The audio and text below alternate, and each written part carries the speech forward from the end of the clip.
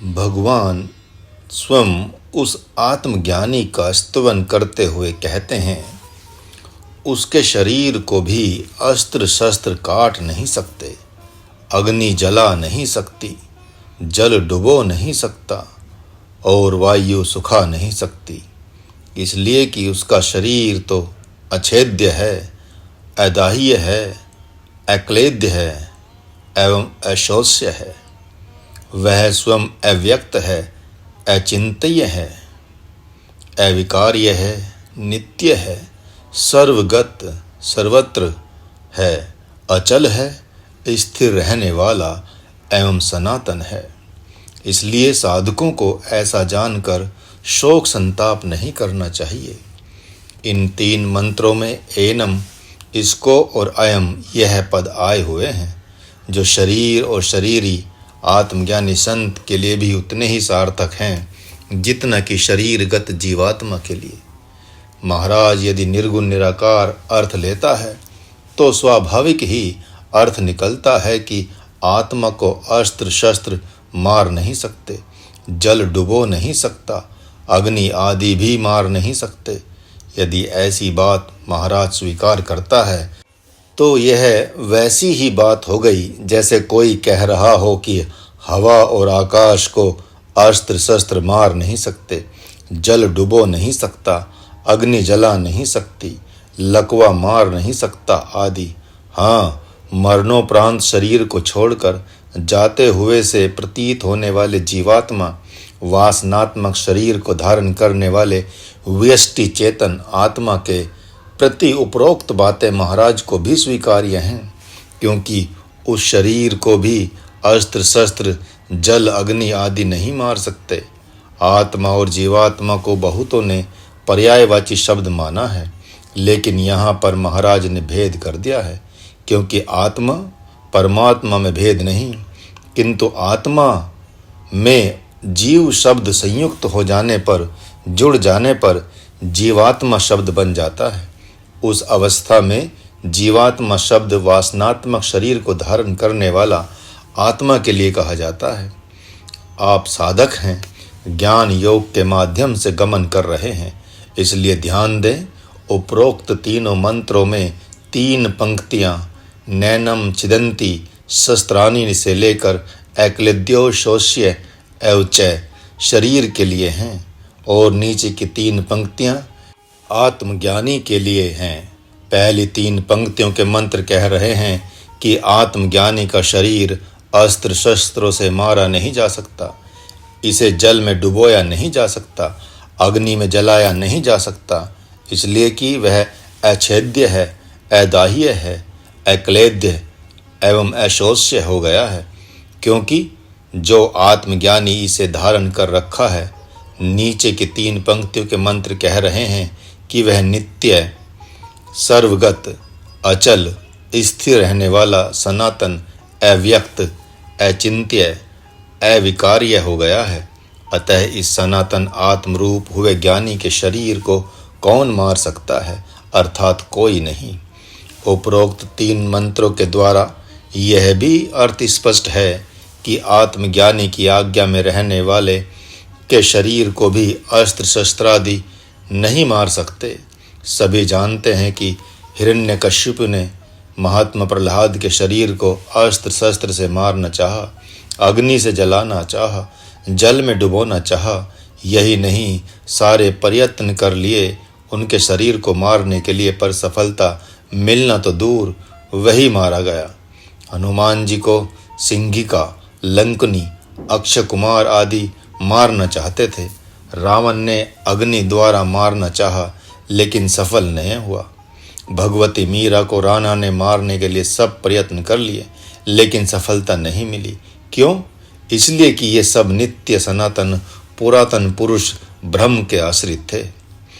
नैनम छिदंती शस्त्राणी साधक को भगवान अभय होने का इस मंत्र द्वारा संकेत कर रहे हैं। मानो वे कह रहे हैं कि सांप बिच्छू से डरकर पलंग क्यों बनाते हो, या शेर चीते भालू से भयभीत होकर गुफा या झोंपड़ी के अतिरिक्त जंगल में महल क्यों बनाते हो? तुम नहीं जानते हो कि ये सब मेरे ही अस्त्र शस्त्र हैं।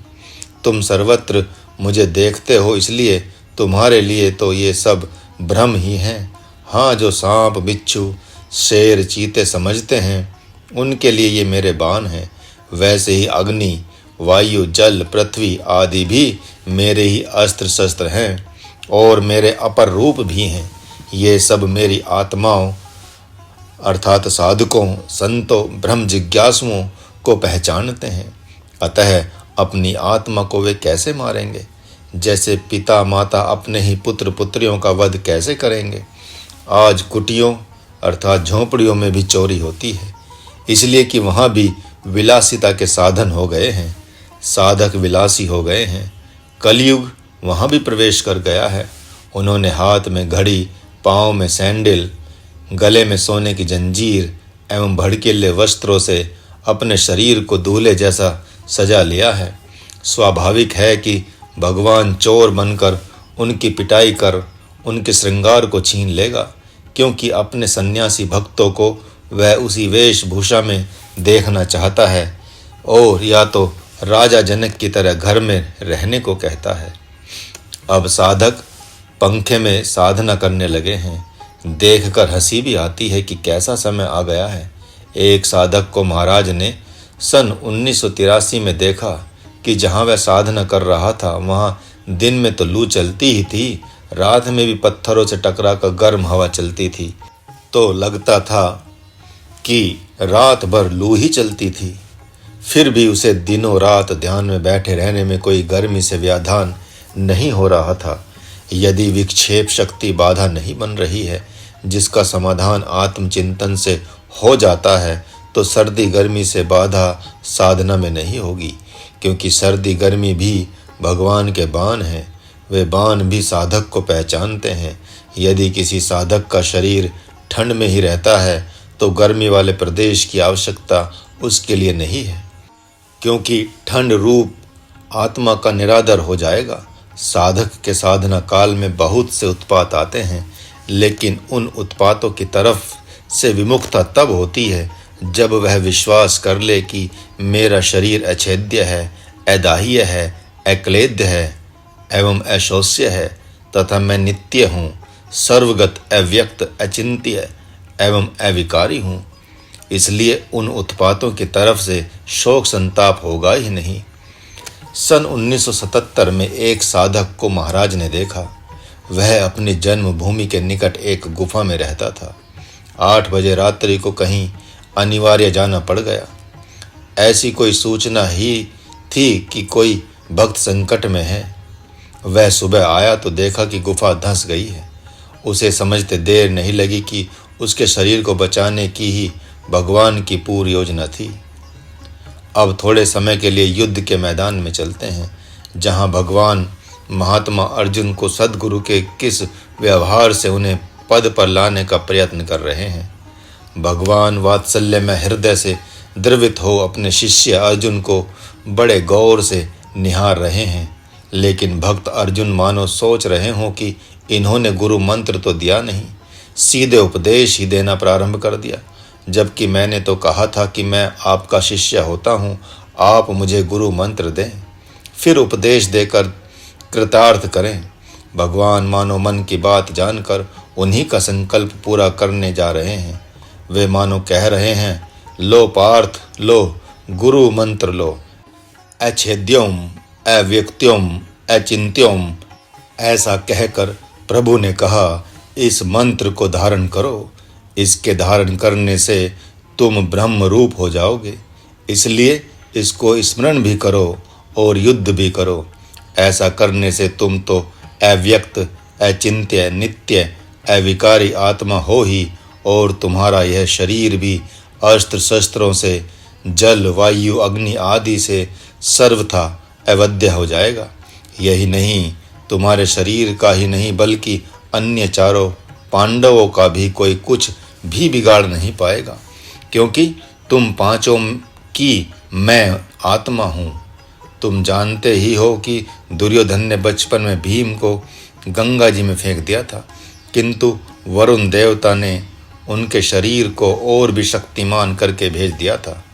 तुम लोगों को इसने लाक्षागृह में जलाना चाहा था, किंतु अग्नि देवता ने तो तुम लोगों को वहां से हटाकर लाक्षागृह के साथ साथ उसके अनुचरों को भी जला डाला था। मानो भगवान यह भी कह रहे हों कि ये सब तुम्हारी छावनियों में आग लगा देंगे, लेकिन तुम लोगों का बाल बांका भी नहीं हो सकेगा। अश्वत्थामा ने युद्ध की समाप्ति पर अंतिम रात्रि छावनियों में आग लगा दी थी, लेकिन भगवान के साथ पांडवों का कुछ भी अहित नहीं हुआ। नैनम छिदंती शस्त्राणी, इस मंत्र में एनम पद महात्मा अर्जुन के शरीर के लिए भी है। मानो भगवान अपनी उंगली से उनके शरीर की तरफ संकेत से बता रहे हों कि तुम्हारे इस शरीर को भी कोई अस्त्र शस्त्रादि मार नहीं सकते, और पुनः वैसे ही अपने शरीर की तरफ भी संकेत कर रहे हों कि यह शरीर भी किसी भी अस्त्र शस्त्र से अवध्य ही है। महात्मा अर्जुन फिर मौन है। ऐसी चुप्पी को देखकर भगवान ने अब उनके अनुसार ही बोलना प्रारंभ कर दिया है।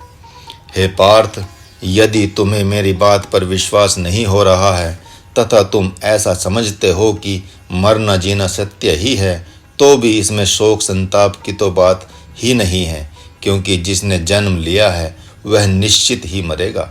फिर इसमें शोक संताप किस बात का? अब भगवान सिद्धांत की बात कर रहे हैं।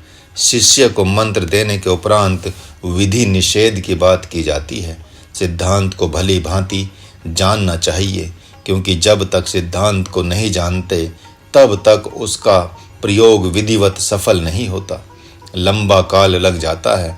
अभी इस युद्ध भूमि में महाराज साधकों को रखता है ताकि वे जान ले कि सद्गुरु का अधिकार कैसा होता है, वह कैसे शिष्य को उत्साहित करता है, साधना में कैसे प्रवृत्त करता है, एवं शिष्य भी कैसा धीर सम शांत होता है जो गुरु के प्रत्येक वाक्य पर मनन करता है। भगवान मानो अर्जुन से कह रहे हैं, यद्यपि जो भी कुछ कहना था मैंने कह दिया, अब कहने को कुछ शेष न रहा। लेकिन यदि मेरी बात पर विश्वास हो ही नहीं रहा तो तुम्हारे जैसे योद्धा को कायरों हिजड़ों जैसा नहीं बल्कि महावीरों जैसा युद्ध भूमि में ही शरीर छोड़ना चाहिए। तुम महावीरों के आदर्श बनो। सदा जीने के लिए तुम्हारा शरीर नहीं आया है, आज नहीं तो कल मरेगा ही। अतः इस मरण धर्म शरीर के लिए तुम मेरे जैसे सद्गुरु की आज्ञा का उल्लंघन न करो। जिसका जन्म निश्चित है उसकी मृत्यु भी निश्चित ही है। तुम्हारे इस सिद्धांत का मैं समर्थन करता हूँ। इस न्याय से भी तुम्हें युद्ध करना है। शोक संताप न करो, यह इसका अवसर नहीं है। जो सर्वथा अशोच्य है उनकी तुम चिंता करते हो और पंडितों की सी बातें करते हो, जबकि तुम जो कुछ जानते ही नहीं हो। मानो महात्मा अर्जुन मौन हुए ही पूछ रहे हो कि मैं और क्या नहीं जानता। संपूर्ण भूत प्राणी व्यक्त होने के पूर्व अव्यक्त ही थे और शरीर छोड़ने के उपरांत पुनः अव्यक्त ही हो जाएंगे। इसलिए यह जो शरीर 2-4 दिन के लिए व्यक्त हो रहा है, दिखाई पड़ रहा है, उसके मरने पर क्यों आंसू बहाना? तुम बड़े शुभ चिंतक हो तो अपने पिता का पितरलोक या स्वर्गलोक से घोर जप तप करके उद्धार क्यों नहीं कर लिए? उनके तो तुम मुक्ति प्रदाता नहीं बने। तुम्हें क्या पता है कि वे कहाँ भटक रहे हैं? जो अपने आदि अंत को नहीं जानता वह क्षुद्र प्राणी है। तुम्हारे पिता एवं तुम्हारे में क्या अंतर है? तुम भी अपने मूल को, शरीर के मूल को नहीं जानते हो और वे भी अपने मूल को नहीं जानते थे, तो तुम किस बात से चिंतित हो? उनके मन में या तुम्हारे मन में अपने को जानने की चिंता कभी नहीं हुई, फिर भी तुम अपने को और उनको बुद्धिमान समझते हो। अहो, खेद है कि स्वयं का तुम्हें पता नहीं है, फिर भी अन्यों की चिंता में लग गए हो। यही महापाप है, इससे बड़ा पाप क्या हो सकेगा? भगवान मानो कह रहे हो कि तुमने अभी कहा था कि अहो बत महत पापम, अहो खेद है कि हम बुद्धिमान होकर ऐसा महत पाप करने को उद्यत हैं। और अब मैं कह रहा हूँ कि अहो खेद है कि तुम बुद्धिमान होकर भी इस धर्म भूमि से भाग रहे हो। अहो खेद है, पहले अपने मूल को न जानकर माया में शरीरों की चिंता कर रहे हो।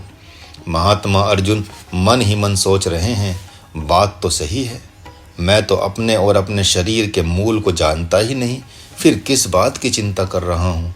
भगवान मानो कह रहे हों कि तुम्हारे शरीर का मूल तो नर नाम के ऋषि हैं, इंद्र भी हैं तथा तुम्हारे अन्य भाई भी पूर्व के देवता ही हैं।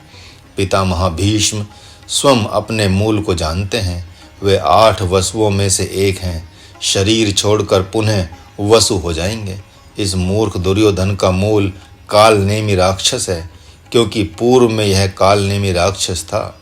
यह सूत पुत्र कहा जाने वाला, जो तुम्हारे द्वारा भी घोर तिरस्कृत है, इसका मूल भी मैं जानता हूँ। यह पूर्व जन्म में सहस्त्र कवच नामक राक्षस था, जो एक कवच के शेष रहते ही तुम्हारे से भयभीत होकर भगवान सूर्य में छिप गया था। इसी प्रकार यदि तुम भी जान लेते हो तो शोक संताप का अवसर ही नहीं प्रकट होता।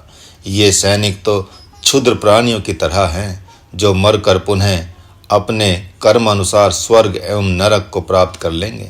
इनकी तो बात ही क्या है। मानो भगवान कह रहे हों कि हे पार्थ, तुम जब नर थे तो मैं नारायण नाम का ऋषि था। हमारी और तुम्हारी साथ साथ लंबी यात्रा हुई है। हम दोनों जगत के हितार्थ एक साथ प्रकट होते रहते हैं। तुम मेरी आत्मा हो और मैं तुम्हारी। तुम्हारा मूल मैं भली भांति जानता हूँ। तुम कभी भी अधम योनियों को प्राप्त नहीं हुए हो, यहाँ तक कि तुमने जगत हितार्थ स्वर्गादि लोकों के ऐश्वर्य एवं भोगों का भी तिरस्कार किया है। तुम निमित्त हो, मैं कारण हूँ। सृष्टि की रचना के समय भी तुम मेरे साथ ही रहते हो, तभी संहार के समय भी हो। तुम मेरी संकल्प शक्ति हो। तुमने अपने शरीर के मूल को जान लिया और आत्मरूपता की तो बात मैंने तुमसे कह ही दी है कि तुम नित्य हो, सर्वत्र हो, तुम सनातन पुरुष आत्मा ही हो। बहुत देर से साधकगण प्रतीक्षा कर रहे होंगे कि ये महाराज युद्ध भूमि में ही रहेंगे कि हम लोगों की तरफ भी लौटेंगे। तो क्या आप सबको अर्जुन प्रिय नहीं है? क्या उनका चरित्र प्रिय नहीं है, जिनके माध्यम से हम सबको ब्रह्म विद्या रूप गीता जी प्राप्त हुई है? तो आए अब अपने ही कर्म, धर्म एवं मूल को सुने। भगवान मानो साधकों से कह रहे हों, यदि आपको अपनी आत्मरूपता पर सद्गुरु के कहने से भी विश्वास नहीं हो रहा है, यह ज्ञान योग पच ही नहीं रहा है, गले उतर नहीं रहा है, यदि आप सोच रहे हैं कि बिना शक्ति संपन्न हुए मैं मात्र अपने को शुद्ध साक्षी चेतन आत्मा मानकर परिव्राजक सन्यासी कैसे बन जाऊं, तो कोई बात नहीं, सद्गुरु आपको निराश नहीं करेगा। वह आपकी बुद्धि की क्षमता को देखते हुए आपकी साधना की व्यवस्था करेगा। उस साधना से अपने शरीर के मूल को खोज लेना, उसमें उसे कोई आपत्ति नहीं है। लेकिन अपने मूल को आप क्या खोजेंगे? आप तो मूल के भी मूल हैं, अर्थात कारण के भी कारण हैं। मूल के भी मूल का तात्पर्य है कि आपके स्थूल शरीर का मूल है सूक्ष्म शरीर, सूक्ष्म शरीर का मूल है कारण, और कारण का महाकारण, महाकारण का हंस, और हंस का परमहंस तथा परमहंस का कैवल्य। इस प्रकार इन शरीरों के मूल होने से शरीर के मरणोपरांत पुनः आप अव्यक्त ही हो जाएंगे। अव्यक्त से व्यक्त होने वाला पुनः अव्यक्त रूप हो जाता है। जिस प्रकार दीपक के माध्यम से प्रकट होने वाला प्रकाश प्रकाश से ही आता है तथा प्रकाश में ही विलीन हो जाता है, आप एवं आपका शरीर ही क्यों, आपके स्वजन और संपूर्ण प्राणी पदार्थ भी अव्यक्त से प्रकट होकर अव्यक्त में ही लीन हो रहे हैं। ये जो सारे शरीर दिखाई पड़ रहे हैं, अपने मूल में जाने के लिए ही प्रयत्नशील हैं। आपके नहीं चाहने पर भी वे उधर जाएंगे ही जाएंगे। इनमें से कोई कोई अपने प्राण स्वरूप बाल बच्चों के लिए जीते हैं, कोई अपने पेट के लिए जीता है, कोई मान सम्मान के लिए जीता है। ये लोग इन्हीं कारणों के लिए जी रहे हैं, क्योंकि जो जिसके लिए जीता है उसका वही प्राण कहा जाता है। ऐसे क्षुद्र प्राणियों जैसे जीने वालों की आप चिंता करते हैं। हर रोज असंख्य कीड़े मकोड़े मरते हैं, पशु पक्षी मरते हैं, जो प्रकृति के स्वजन हैं, लेकिन आपको उनकी चिंता नहीं होती, क्योंकि आप उन्हें अपना मानते ही नहीं, जबकि उनके व्यवहार में तथा आपके स्वजनों के व्यवहार में कोई अंतर नहीं है। ये सभी प्रकृति माया से प्रकट हुए हैं और प्रकृति में ही समा जाएंगे। ये सब कर्म से ही प्रकट होने वाले हैं एवं कर्म को ही प्राप्त हो जाएंगे। पाप से प्रकट होने वाले पाप को ही प्राप्त होते हैं और पुण्य से प्रकट होने वाले पुण्य को। पापात्माओं का पाप एवं पुण्यात्माओं का पुण्य ही उनका उद्गम है तथा यही उनका पर्यवसान है, अर्थात पापात्मा पाप रूप कर्म फल नरक और पुण्यात्मा पुण्य रूप कर्म फल स्वर्ग को प्राप्त हो जाएंगे। इन सभी का कर्म धर्म एक दूसरे के लिए अज्ञात है। ये सब चिंतनहीन अपने मूल को क्या बल्कि अपने स्थूल शरीर के मूल पूर्व जन्म को भी नहीं जानते, अर्थात इन लोगों में से कौन किन योनि से मनुष्य बना हुआ है यही नहीं जानते, कौन सर्प योनि से आया हुआ है, कौन पशु पक्षी योनि से आया हुआ है यह भी नहीं जानते। इनमें से कौन राक्षस योनि से आया है, कौन गंधर्व योनि से आया है, कौन किन्नर यक्ष योनि से आया है, अथवा कौन देवलोक पितरलोक एवं भूत प्रेत लोक से आया है यह भी नहीं जानते, और न ही आप इनके शरीर के मूल को जानते हैं। फिर किस बात का शोक संताप।